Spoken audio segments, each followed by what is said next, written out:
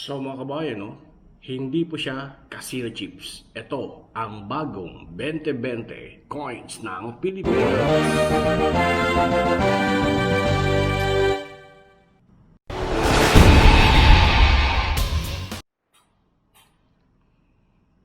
So mga kabayan, no? So bago natin simulan itong ating konting quick review at hindi po gadget, I would like to give thanks to the sponsor of this Bente kay Mr. Aljon, okay?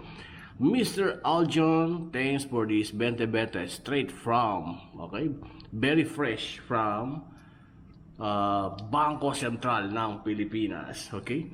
So kung titingnan nyo, parang nga siyang ano, no? Para siyang casino chips ang design.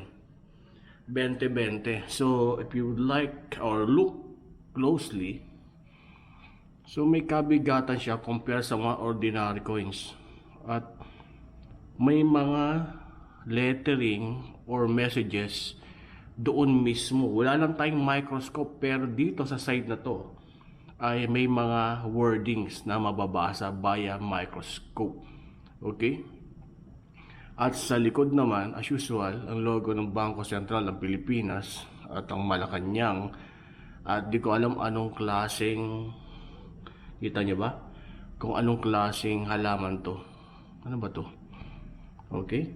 So kung anong halaman to, pakicomment lang. Parang ano sa akin eh. Ang tingin ko parang ano ba to? Hindi ba to yung hinahawakan tapos tumitiklop? Anong tawag doon?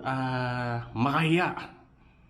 So wala kung makahiya to Sa gilid din, may mga indentation din. Di ko alam kung yung indentation. Meron. BSP. May kung sisilipin nyo, BSP. Ayun, Bangko Sentral ng Pilipinas. So, yan po ang 2020 natin ngayon. Makikita nyo. So, pag bumili kayo o expect nyo na makaka-receive kayo ng mga bagong sukli ngayon na 2020. At kapag nalaglag nyo ang 2020, tapos na ang 2020 ninyo. Yari kayo. Sabihin nyo, 100 pesos na papel ngayon ay pwede na mag 20 na 5. Okay?